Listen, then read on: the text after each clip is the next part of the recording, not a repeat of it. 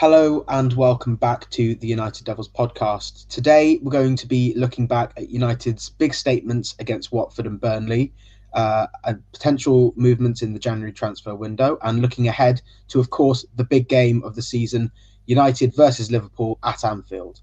And with me today, I have a special guest, and it's United correspondent Brad. Welcome, Brad. Why don't you say a little bit about yourself? Well, thanks for the introduction and thank you for having me on. My name's Brad Cox, Manchester United correspondent for Vavel UK. I've been attending games for the past year or so, on and off, away games, home games, all that good stuff. Speaking to Solskjaer whenever possible, getting some information about the club, and looking forward to a run of form that is changing the path of Man United at the minute. Absolutely, and it's after a difficult defeat in another semi-final, United had to really make a statement, and we're going to talk about the first one they made at home to Watford. At the FA Cup game, obviously United made, I think, 9 changes to the 11 that played in the Manchester derby, with only McTominay and Henderson staying in the team. And started really brightly. The first 25 minutes were electric, and the first 5 minutes gave us a goal, a corner from Tellez headed in by McTominay, who captained the side for the first time in his United career. And from that point on, the team sort of struggled, really. Watford grew into the game, and the United side just sat back and counted. It didn't help the fact that Eric Bailly was forced off with a bad knock from Dean Henderson's knee. And from that point on, United we looked comfortable, but never kind of gave Watford many more problems. And so the game sort of petered out to a 1-0 win. Brad, you were at the game. I mean, what was the atmosphere like at Old Trafford? Did you feel like it was always just an inevitable win, or do you think there was any kind of nervousness in the game? No, I think there was definitely some nervousness around the game and the players, especially after, Ismail Assar was finding a lot of space on the right wing. And there's been I was talking about it a couple of days ago at the Burnley game, which we'll discuss later. But there's been a tactic that's been deployed against Aaron Wan-Bissaka recently, which is to get the ball over his head.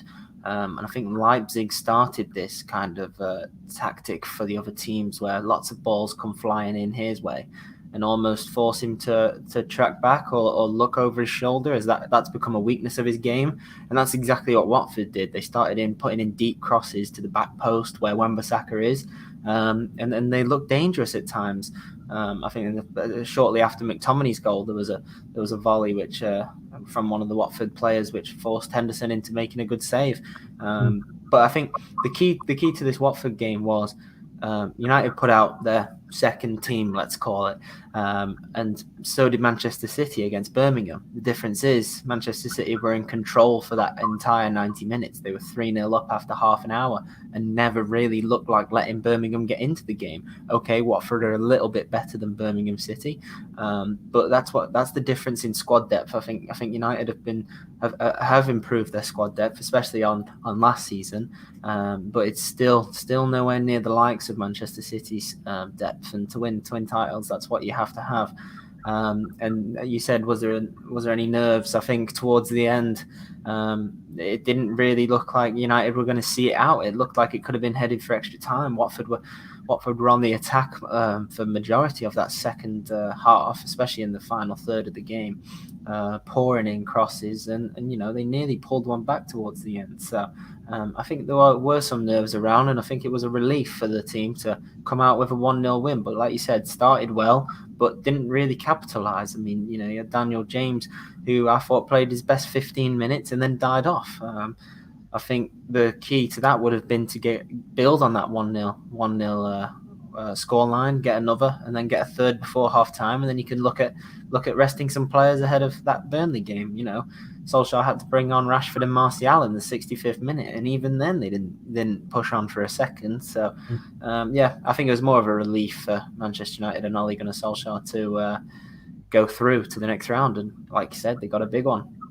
Yeah, absolutely. We'll get onto that point in a bit, but before let's talk about some of the positives. Like you said, Dan James played some of his best football in that first 15 minutes, but petered out. And 2 players, I think, in the midfield that were excellent all game. Scott McTominay, who obviously found the winner, and Donny van der Beek, who's really found chances limited so far in his United career. Perhaps adapting to the Premier League is something we have discussed on previous podcasts, and something that could maybe be the reason why he's not played as often. But both of them, I mean, what did you feel like about those two in a midfield pivot? Well, I said in my player ratings after the game, I said it was Donny van der Beek's best performance in a United shirt. Whether that's being a bit too kind, I'm not too sure, because he didn't actually do that much, but he just looked a bit more stable on the ball. There was that clip of I think it was Mata into Van der Beek, who played into Greenwood. I think it was that triangle. That was probably the best play of the game, but didn't result in a goal. Van der Beek, you say he's been slowly integrated into the side, but you got to remember he was bought for depth, and he was bought to bring off the bench. He wasn't bought to start, because Manchester United have Bruno Fernandes. So the idea of him, fans saying that Van der Beek should be starting every game and Solskjaer's letting him down, I don't think that's true. I do think he was bought for that squad depth, and he does provide that. And with Van der Beek, he's got a tendency to pass backwards. And as a centre attacking midfielder, that's something you don't want to be doing. If you watch Bruno Fernandes, every time he picks up the ball, he turns and he moves. And then it's always looking forward. Whereas Van der Beek, it's like a check my shoulder, turn around, pass back, restart. And I think that's the difference between the two players, and why Van der Beek hasn't enjoyed as much time on the field this season. Absolutely. Something that also I've seen is as Bruno demands the ball, whereas Donny van der Beek didn't quite do that. I saw that against West Ham, and he was obviously sacrificed for Fernandes to come on in the second half. But we've had a question from Prashanth, one of our writers. Do you think Van der Beek may play an important role in the game against Liverpool, because Liverpool are experts in pressing, and Van der Beek is someone who finds space in such situations? I don't think Van der Beek will start the game.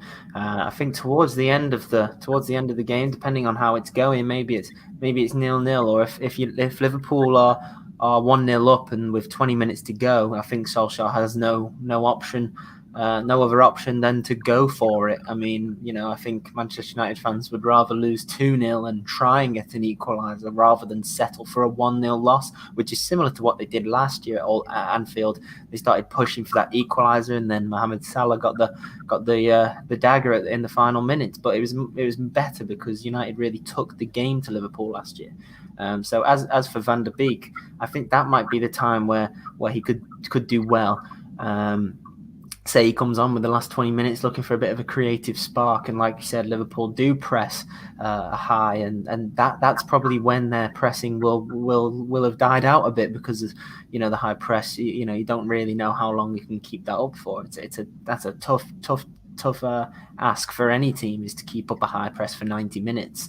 So Van der Beek could be pivotal in that Liverpool game, but I think Juan Mata does it slightly better. I think he unlocks defences that are defending really well towards the end of the game. I think he gets in those little pockets of space a little bit better than Van der Beek. Whether that comes with experience, I'm not too sure, but I think Van der Beek could become a next Mata sort of thing, the Dutch version.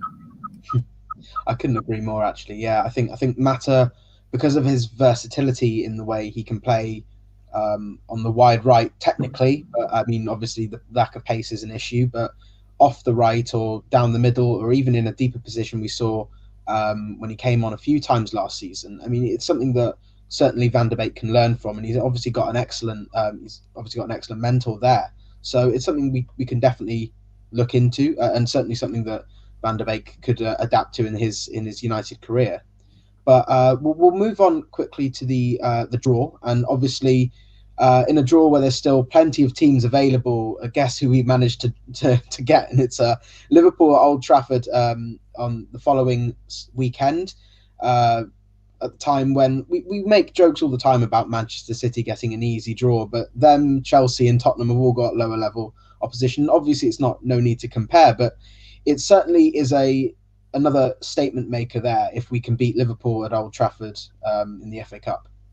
Yeah, I think Ole Gunnar Solskjaer will want to get 2 wins in 2 weeks over Liverpool, and what a statement that would be.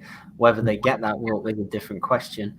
But I believe that if you offered him a win in the FA Cup or a win in the Premier League over the champions. I think he's going to take the Premier League every day. And it'll be interesting to see what sort of team he puts out in the FA Cup. He's going to put out an incredibly strong side on Sunday. He'll go full throttle, expecting everyone to be fit.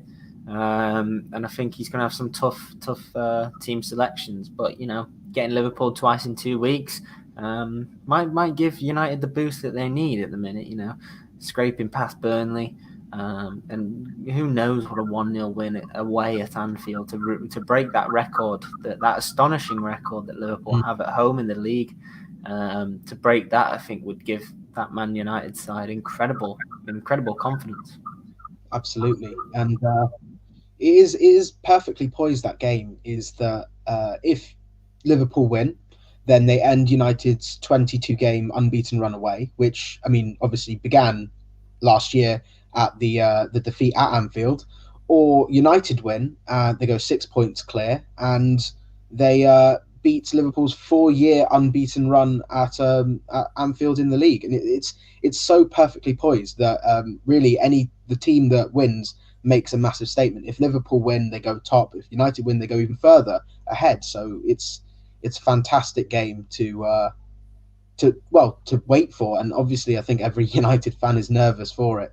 And it's going to be just one hell of a game, I think. It's not going to be one of those 0-0 draws we've seen down the years where, United just sit back and sort of hold out for the draw against a devastating Liverpool attack. I think they're going to take them on man for man. But we'll get onto that in a bit. Onto the game you talked about just now, Burnley 1-0 away from home, a cagey affair, a controversial affair at points, especially in the first half.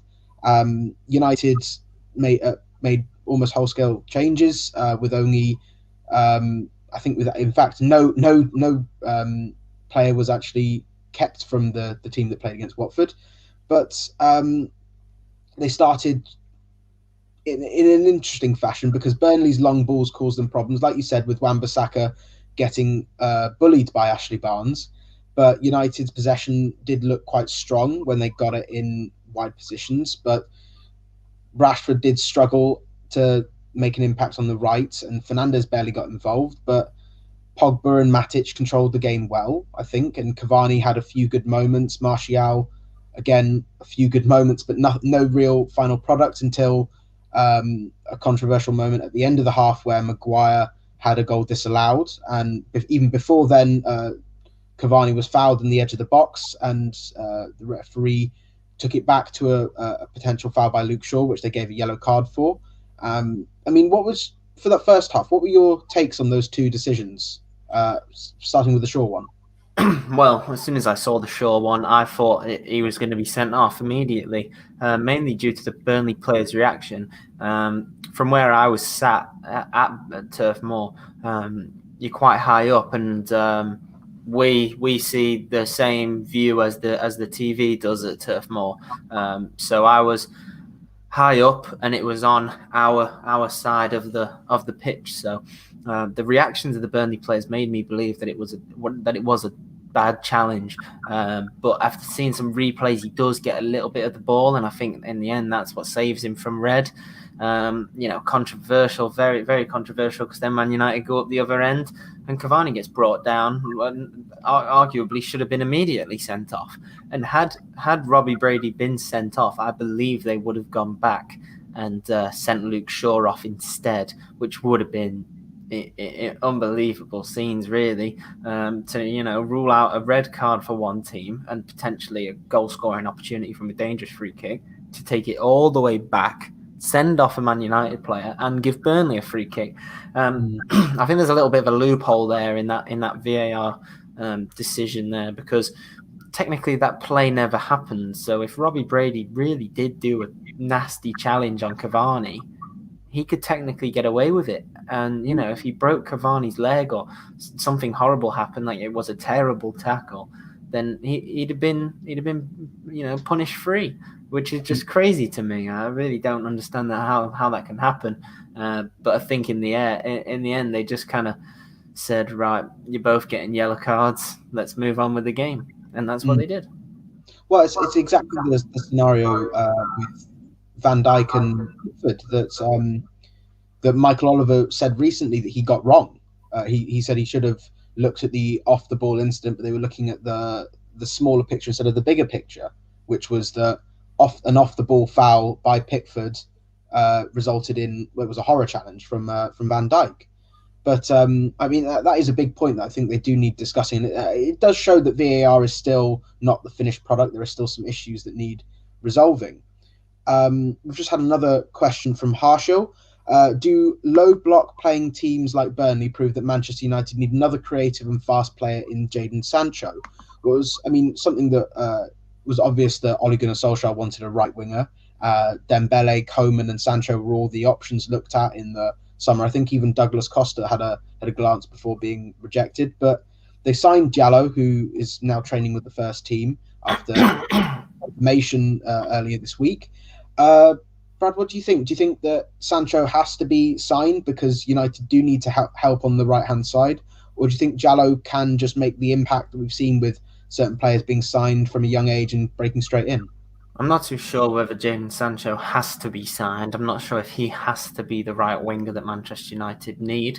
I think they do need to fill that right wing gap because when you do play teams like Burnley with that physical presence, you don't really want Martial out on the left. And, if you are opting to have Cavani down the middle, then Martial has to drop to the bench. Rashford needs to go out to the left. And then that's when the new right winger should come in. Cavani is that sort of player to hold up possession and have a physical battle and an aerial duel, which he did have with Ben Mee and Tarkowski quite a few times. But yeah, I think Marcus Rashford was terrible on the right wing. I think the assist pretty much helped him from getting a 3 out of 10 rating. I don't think he did anything. But I think Martial was just as bad. I think them pair really need to get their act together if Manchester United are going to challenge for this title, because you can't have your two top goal scorers from last season simply not firing the way that they have been. Rashford's been a lot more creative this year, which is great to see. But with Martial, his finishing's just been atrocious. I mean, what was in the 93rd minute, Martial against Burnley, chance on, he had it on a plate to end the game and fired it straight at Nick Pope. I just think that was a prime example of where Martial is at the minute. I think it's a sad sight to see because his confidence has been severely knocked. But you've just got to think if Cavani was in that position, that would be a goal and that would be wrapped up. But as for the right wing position, is it Jadon Sancho? I think that's a tough question.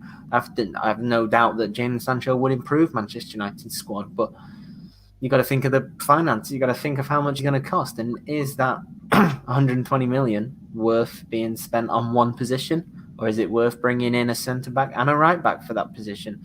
I'm not too sure for that amount of money. Amad Diallo, you just mentioned, I think he's going to take a few months to get up to speed, certainly get up to first-team speed. I mean, this is a guy who's not played a full 90 minutes in the Serie A yet. I think he's got something like 37 minutes in professional career, which is, I mean, to spend 40 mil on is quite a risk. But, Manchester United don't spend that sort of money on a player they don't deem of high quality. And you were mentioning earlier about Pellistri. Is it going to be a similar situation to Pellistri where he starts off into the under-23s? I'm not too sure. I think Solskjaer will look to integrate him into the first team squad a bit earlier than Pellistri, mainly due to the fact that he is just that slightly bit older, I think. And also, he's been bought for that sum of money. He's already training with the first team. As I've reported today, and Pellistri's been training with the first team as well, but Pellistri's been with the under-23s. I think maybe a couple under-23s games for Diallo, and then stick him on a bench, maybe against someone like West Brom in a few weeks away. Could be a good game for him to make his debut from the bench and give him half an hour. If Man United are 2-0 up, give him half an hour, see what he can do. I mean, you never know until you try. But Solskjaer won't want to be taking too many risks whilst they're at the top of the table. Yeah, I don't see him coming on at Anfield and for 20 minutes or so. I think unfortunately that dream will not occur for many. But I can definitely see him doing something like that, or maybe even in the home game against Sheffield United to give him his home debut. I could see that happening. But it's no secret that United need a right winger, because I mean, we haven't had a right winger. The last one we bought was probably Antonio Valencia, because we've tried many players to fill in the gap. Mata, Mkhitaryan, Di Maria, Greenwood, who's really a striker, Dan James, who's really a left winger. It's certainly, something that we have to look at. And but we've had another question. Lens and United are in talks with the situation of Facundo Medina. There's nothing concrete or advanced. Is Brad? Is there anything about this deal? No, nothing really. He kind of says nothing concrete or advanced. Probably just interest at the minute.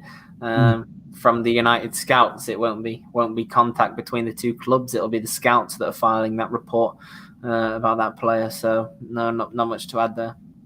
All right, well, nothing on that. And then we've had another question, but we'll go on to that in a bit with the January transfer window stuff. But let's talk more about the Burnley game. That second half, like you said, the cross from Rashford made his performance, reasonable. But I mean, Paul Pogba's performance was outstanding, and I think since the after that game where Mino Raiola started going off again, he's been absolutely fantastic. He's, kept his head down, has just played his game, and he's really made a difference for United. Yeah, definitely. I think it started with that West Ham strike. With Pogba, you just never know what you're going to get, and for £90 million, that shouldn't be the result. But like you said, he's definitely turned it around, and I think that's because of where Manchester United are in the league. He's seeing a bit of potential here with Manchester United, whereas in the past few years he's been stuck with a team that's been scraping top four, and that's not what he came to Manchester United for. He came to win a title, and now he's got the opportunity. I think he's really putting everything into it, because there's nothing more than he would like to get a title with Manchester United, get a few trophies. Under Mourinho, we saw the best of Paul Pogba, and that was when they were challenging for titles. Maybe not the Premier League title, despite them finishing second, but the Europa League, League Cup. There was trophies on the table to be won, and that's when you saw the best of Paul Pogba. And now they're top of the league by 3 points. That's why Pogba's stepping it up again. And there's still some part of me that thinks he could stay. Think that maybe at the end of the season, if we do win a trophy, especially if the Premier League is back in Manchester and the Red side, that he'll decide he wants to commit long term, and something that we saw with David De Gea, who just out of the blue signed a new deal and rejected a move to Real Madrid. I mean, do you see that as being any kind of likelihood, or is it just a dream, really? Well, I think there's always a likelihood with Pogba, because he does like being around the squad. You talk about his teammates, and the social media that he posts with Nemanja Matic, with Eric Bailly. He's got great chemistry with Manchester United, and Solskjaer knows him well. There's definitely no hatred in the squad towards Pogba or from the managerial side. So I mean, he definitely could stay, but it's whether his agent keeps piping up, because if he does become an issue for Manchester United, Solskjaer will say, look, no team, no player is bigger than this club. I think Solskjaer will go back to the Ferguson effect, and he'll basically say, look, you can leave. It's time for you to go. Your agent's an issue, and if you're not gonna tell him to keep quiet, then we can't have that. But I think, like you said, if Man United do win a title, it could be that Pogba thinks, right, I've achieved what I wanted at Manchester United. I've been here a while now. Let's end on a high note, and then maybe that could be the final game for Paul Pogba, or maybe he sees a belief that Champions League is on the card next year. You never know. You might be getting ahead of yourself talking about Champions League finals next year, but why not? United are knocking on the door at the Premier League title for the first time in 7-8 years. So why not have a bit of belief for Manchester United? Why not, indeed? It's not called the Theatre of Dreams for nothing at all, is it? So, well, obviously those 3 points meant a lot, and I mean, I saw one of our match analysis articles came out today, and it was more about if they'd not won ugly and they'd ripped Burnley apart, it probably wouldn't have meant as much because of a 1-0 win away from home. The kind of the narrowness of the game made it even more emphatic. Would you agree with that point? Yeah, I think the nitty-gritty side to a game, grinding out victories, grinding for 3 points, really does change the mentality of a team. We've already seen that from coming from behind. The United of past 2 or 3 years ago wouldn't be able to come back from a deficit, whether it be 1 goal or 2 goals. And we've seen that already. Southampton away, 2-0 down, turn it around, 3-2, typical Manchester United fashion. And that's the kind of DNA that Solskjaer's been banging on about. And since Solskjaer's come back, the comebacks have come back. The famous night in Paris for the prime example. But yeah, I do think under Solskjaer, the comebacks are something to be proud on, and the nitty-gritty 1-0 victories is what title winners do. Liverpool last year, they found a way to win every single game. They found a way. I think that's the key. It doesn't matter how it goes in. Pogba's volley, the deflection, ends up going through Nick Pope's knees, ends up going through his legs.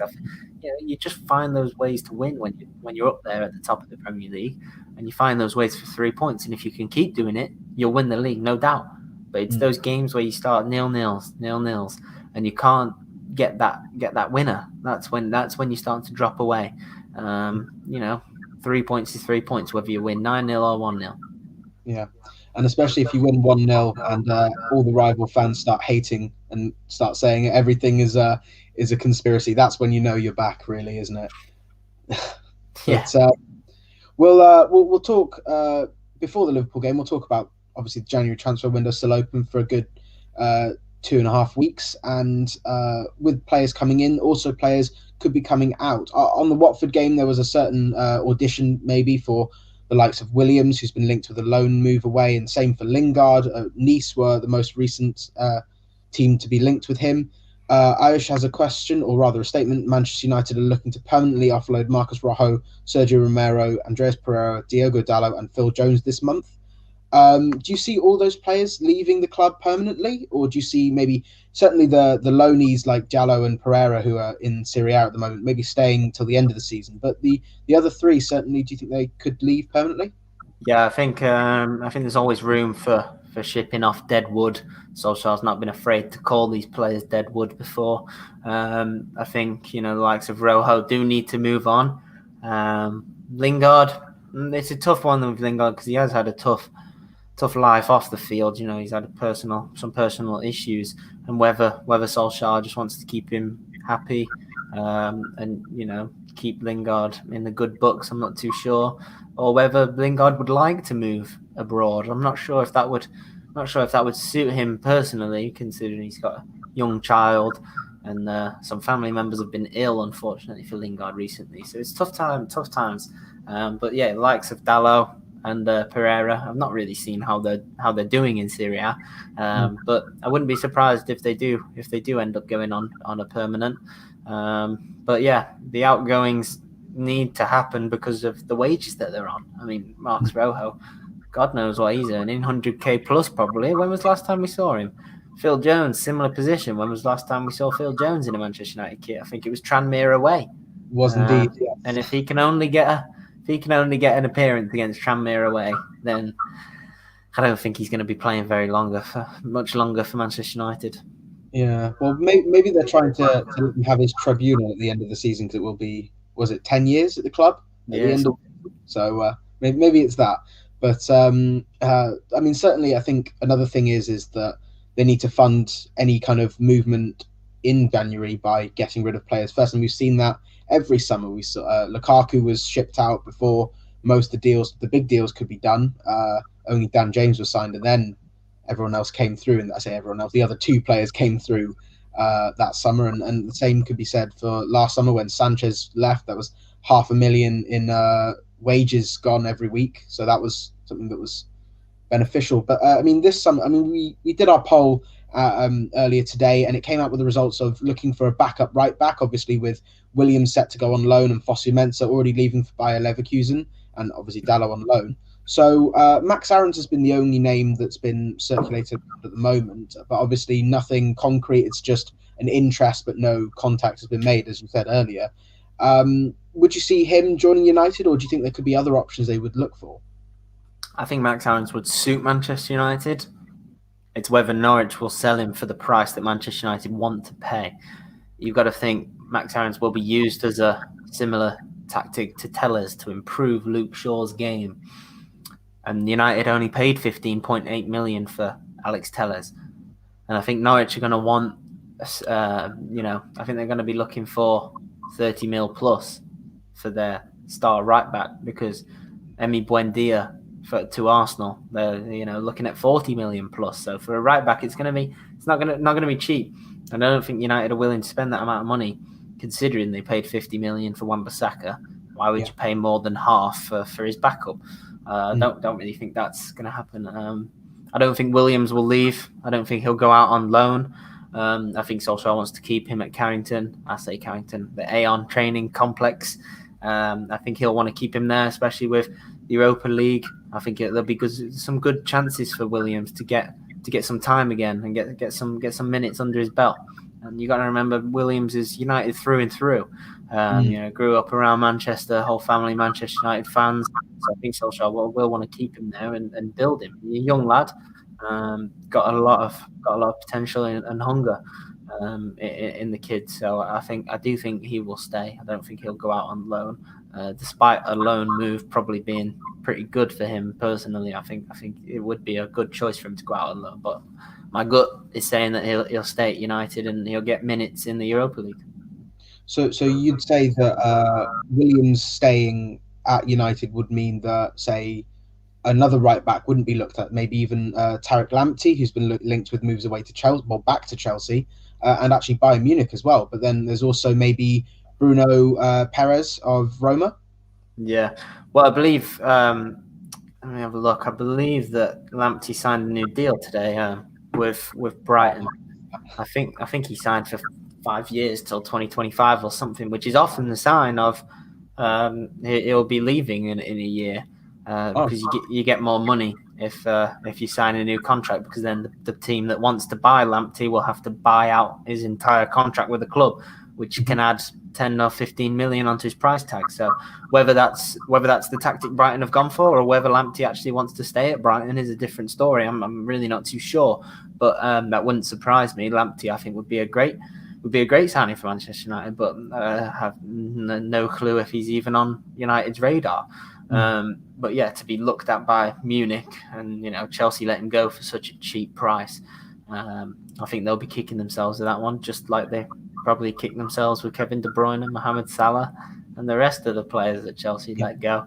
No, I don't think Williams staying rules out a right-back move for Man United. I think even with Williams, I believe that will stay. I think that Man United will still be looking for a right-back to push on Aaron Wan-Bissaka, and I don't think that would be the worst move in the world.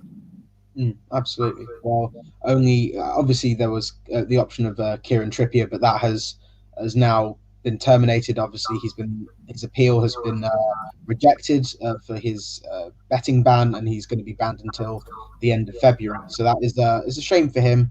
And obviously he would have been probably set to join United, who he was a boyhood fan of. So it's a shame for him. But we'll move on to what's everyone is talking about: Manchester United going to Anfield and potentially extending the gap at the top to 6 points, or Liverpool reclaiming their perch at the top of the Premier League. It's just a massive game, and obviously both teams will be raring to go. Liverpool obviously haven't won their last 3 matches in the league, but have, I don't know whether you can call it a confidence raiser against Aston Villa under 23s, but it's certainly at least a win. We will go on to that, but before then, we've had a question from Suraj. Should United strengthen the defensive midfield options this summer? And it's certainly an interesting question, because McTominay and Fred seem only able to kind of work together and not apart in the Premier League, certainly. And Matic is obviously, he's not getting any younger. So, Brad, who would we sign? And I mean, if we need one, or do you think we have the players there? I think United need to focus on the right back and right wing position ahead of that CDM role. I think the depth in the midfield areas is thorough. I think there's a lot of positions for McTominay and Fred to play. You can set up in so many different ways with those two. If you are going to keep Pogba, you can have you can end up having a 2 and 2, sort of a Fred and Scott, and then a Pogba and Bruno combining up top, and almost have them joining as a four. You could have Pogba and Bruno joining the two attackers as well, which would make it quite interesting. But I don't think there'll be a defensive midfielder on United's radar. I think Scott is there for the rest of his time. I think he could be the Michael Carrick. I think he could really be a great servant of Manchester United, and it shows a lot about McTominay that he was given the captaincy, albeit for 45 minutes because Maguire had to come back on. But I think Solskjaer trusts him a lot. And I've been saying this on my Twitter for ages. When Fred and Scott play, they are the trusted ones. I expect Fred and Scott to start on Sunday, mainly because they are so trusted by Ole Gunnar Solskjaer. In both PSG games, they played really, really well. Locked down that any threat coming through the middle. And as soon as they actually win the ball, they play it straight out wide for someone to run onto, like Rashford or Martial or whoever it be playing up front. They just release so much pressure, and I think that's going to be key against Liverpool. So no, I don't think there's going to be a defensive midfielder for United. I don't think they need one either. Well, it's certainly an interesting topic. I think when Matic goes, then maybe add depth to that, because obviously he's such a physical presence, and it's something that could be looked at. But maybe even James Garner coming back from loan, he's done very well at Watford from what I hear, and is certainly one for the future as well. So there's certainly things to consider. But you said about they're going to be trusted against Liverpool. Let's talk about that now. Firstly, how do we beat Liverpool at Anfield? What tactics does Ollie need to put in? I think you need focus. I think you need focus throughout the entire 90 minutes. You just never know what that front three of Liverpool will do to you. You don't know whether Salah's going to be connecting with Mane. You don't know whether Firmino's going to turn up. You just don't know at the minute with this Liverpool side. So you've got to pretend like they're on the hottest form. You've got to pretend like they're scoring 9 goals a game. You can't be going into that game thinking, it's all right, that front three are having an off period, because that's when they'll punish you. I think Maguire has to partner Eric Bailly. I should say it the other way around. Eric Bailly has to partner Harry Maguire, because we know Harry Maguire is going to start for Manchester United, and he just provides that extra bit of cover. If a ball goes over the top for the likes of Salah and Mane to chase, you don't really want Maguire chasing after them. You want it to be Bailly, albeit he is a little bit scary at the back. You never know what he could do, Eric Bailly. But I think you've got to be focused, and you've got to build from the back. I think you've got to have patience, because that the Liverpool defence does leak goals at the minute. Without their prime centre back in Virgil van Dijk, and without his partner Joe Gomez. But you've also got to shut up Trent and Andy Robertson. You've got to be careful of them bombing forward. But I think they'll be a little bit more reserved this weekend. I don't think they'll be flying forward, because they know United are devastating on the counter-attack.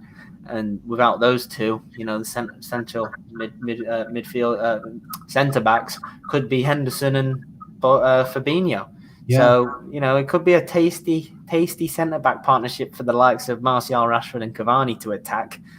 He might go with Milner in the midfield as well. You never know who he's going to pick, Klopp. I think he'll go with experience, though. But, like I said, with the nifty feet of Martial, I think in the box, Fabinho, Henderson, could be a penalty in the waiting. Well, I mean, that's Jurgen Klopp will certainly not want to give away. But, I mean, that is an interesting point. We don't know who Liverpool are going to play at the back. Obviously, like you said, Gomez and Van Dijk are injured. Matip is also unlikely to play. And Jota's out as well, so they don't have as many options off the bench. But they did manage. I mean, the last 2 games they've played against us, they've, scored 2+ goals. Certainly the one which sacked Jose Mourinho, they obviously relied a lot on impact player off the bench, Xherdan Shaqiri, scoring 2 deflected goals to win the game and seal it off.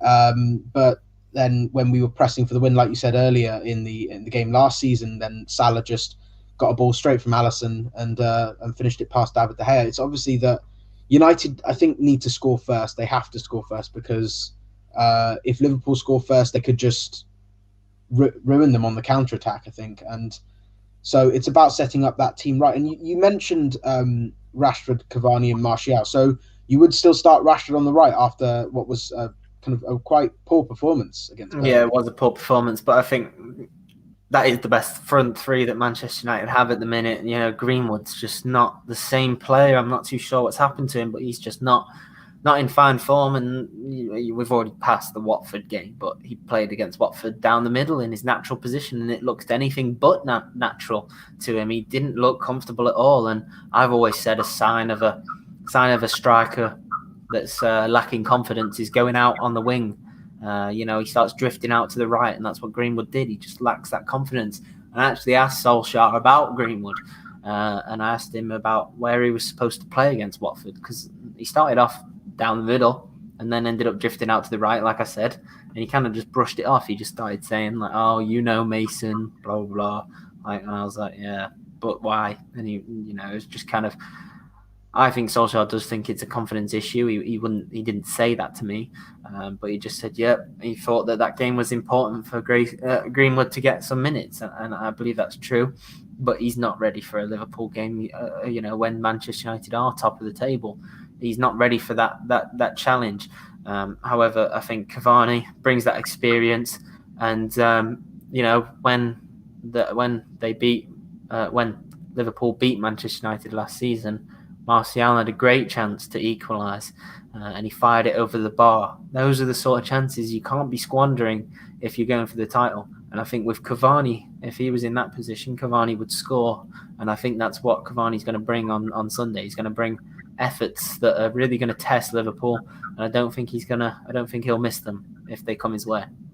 No, it's a very good point. I remember the two big chances we had were one where Wan-Bissaka squares it to Pereira and he misses from a yard out inexplicably, and obviously that moment you just mentioned about Martial, who actually scored from that exact angle on his debut against Liverpool, ironically. So it was a big surprise to see him blaze it over. So, what I would say, maybe I'll just throw a name in the hat. Obviously, someone who doesn't get a lot of recognition, but his ability to track back and bring United forward on the counter has not been underrated, really, especially against Leeds. Dan James, do you think maybe him on the right-hand side, putting in crosses to Cavani would be better, and Rashford on the left-hand side? The only thing is with Anfield is it's a bit narrower than Old Trafford. It's a bit narrower than the Etihad, which is when we saw Daniel James at his best on the counter-attack, releasing that pressure. Yes, he tracks back, but I don't know if he can be trusted. I don't think he can be trusted by Solskjaer yet to hold up the ball if he needs to have that final end product. I almost think it was one of those chances where James could have shown he was ready against Watford, and he did start really well, but then died off. I mean, he gave it his all for 15 minutes, and then that was it really from James. He didn't really do too much else, so I don't think he's done enough to deserve a starting position on that right wing. But yeah, I would stick with the Martial, Cavani, and Rashford, and Bruno in behind them, all three. Mm-hmm. Well, I mean, where does that leave Paul Pogba? Do you think he starts along with Matic or McTominay, or do you think it is going to be Fred and McTominay in that midfield pivot? I don't know. It's a tough one because I'm not too sure if Pogba will start, especially after he's put himself in contention. That's for sure, and he's given Solskjaer something to think about, which in recent weeks he's not really given him anything to think about. In the big games he can just start Fred and Scott and be happy because he knows that Pogba's not been doing it. But Pogba's been really bringing the game to the team that they've been playing recently. Pogba, when they needed it most against Burnley, started driving forward and getting the team into dangerous positions. It's such a tough one. I don't know who you'd leave out. Do you go Pogba, Matic, Bruno? Do you go Scott, Fred, Bruno? I think it's a tough one. If I was Manchester United manager, I think I'd personally go for Scott, Fred, and Bruno in front. I'd leave Pogba out just because of the basis of Scott and Fred have been so good against the big teams. But then you look against Manchester City in the Carabao Cup, and there was no creativity. There was a real lack of creative spark. But the counter to that is that with Scott and Fred, you've got two players that can defend really well if you've got Pogba, Matic and Bruno, you've kind of got Pogba and Bruno thinking forward, leaving Matic by himself. And I think Matic is a little bit too slow for this fixture on Sunday. So I'd go for Fred and Scott and Bruno in front. No, I agree with that. I think maybe tweak it and do a diamond, because that Liverpool midfield can be electric. I think Jordan Henderson really runs it about, and when Wijnaldum's playing well, he can also add a lot of energy. And Thiago's composure and passing is first class. It's actually brilliant, and he is one I'm very worried about, because I mean, just his composure on the ball, his ability to spot a pass, and the runners ahead of him will certainly give United problems. So I think maybe if we can swamp out the midfield, play a diamond and play Cavani and Rashford, Cavani on the right hand side, Rashford on the left, perhaps would work, but it would mean that we're not quite as wide on the right hand side, and Robertson can make the runs. It's a difficult choice which Ollie's got to make, and I'm fortunate that I don't have to make that decision really. So it's going to be interesting. And do you see United winning the game and knocking Liverpool properly off their perch? I think it's a tough one for Manchester United. I think they'll definitely take a point. Whether they can do it, I think they'll just be too short. I think Liverpool will win, and I think they'll beat Manchester United on Sunday. And I think it could be a reality check for some United players and some United fans as well, because I just don't think they're at it at the minute. I do think Liverpool can turn it on whenever they'd like, and they'll want to turn it on the most on Sunday. And if that front three can click, they can really give United some problems at the back, just like Leipzig did. Absolutely demolished United at the back in those opening half an hour. Angelino was scoring against Manchester United. Andy Robertson and Trent Alexander-Arnold are twice the player of Angelino from left back and right back. So if Angelino can find that amount of space at the back against Wan-Bissaka, I think Trent and Andy Robertson could have a lot more joy. Put it that way. I think it could be quite a reality check for some United fans on Sunday.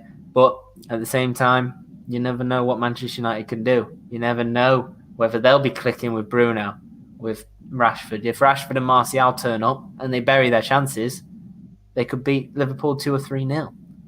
It's just if it clicks.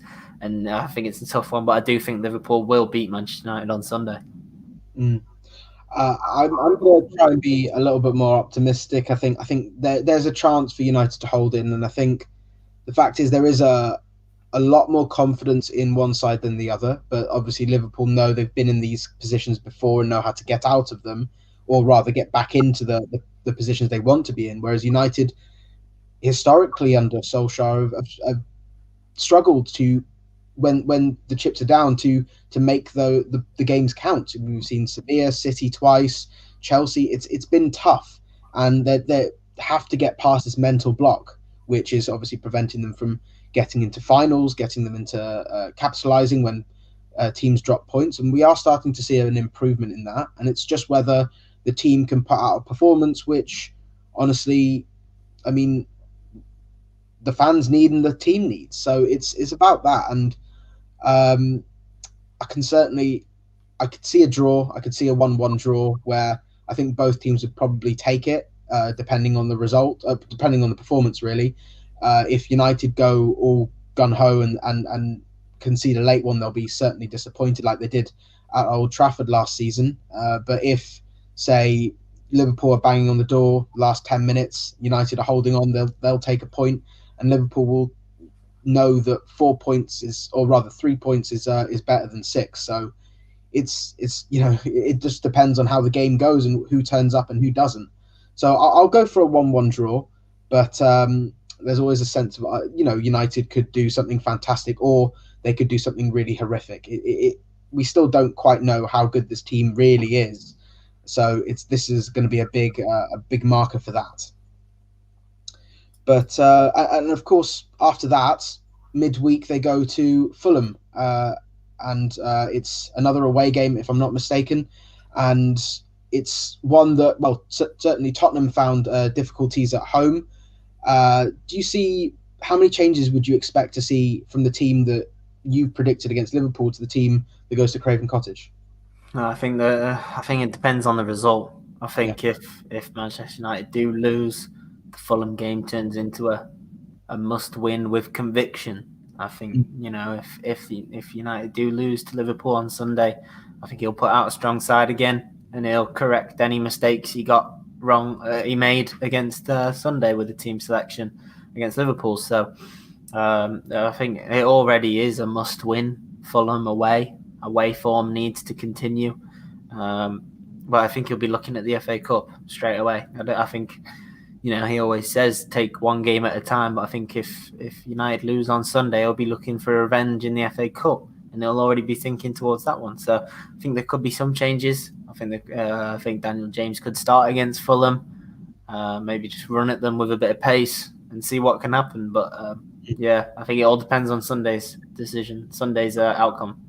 Yeah, absolutely. And just one quick thing on we keep talking about Liverpool and Manchester United being the title contenders. Do you think we're missing anybody out? Obviously, Manchester City have been playing fantastic football, and they're always going to have their hat in the ring.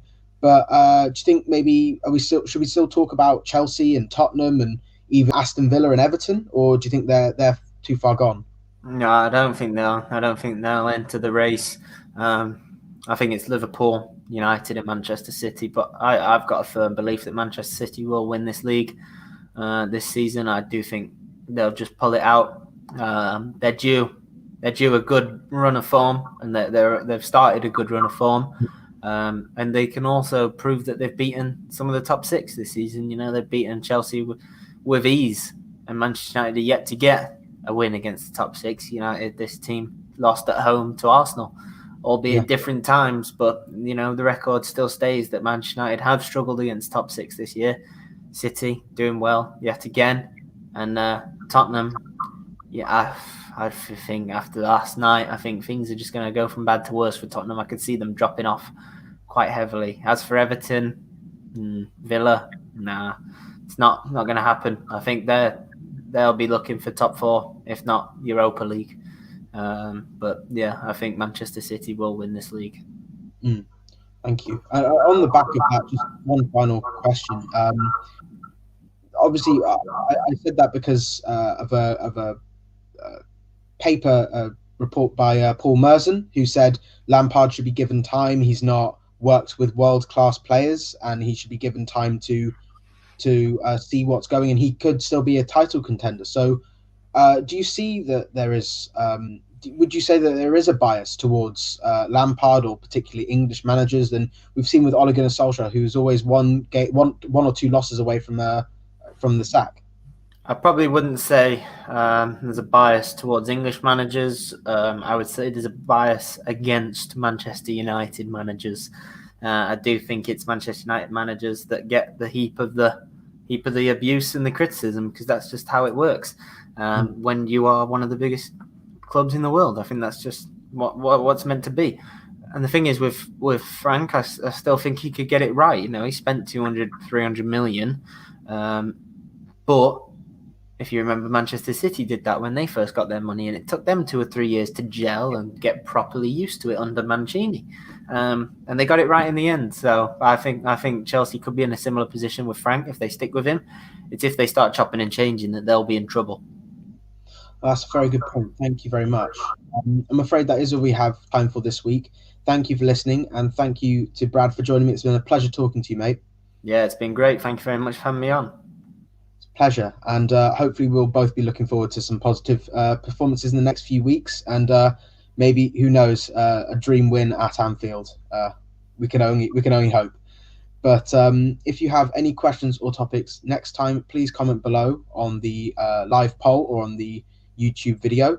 And if you enjoyed this, please like this video, subscribe to our channel, and follow us on Twitter for more.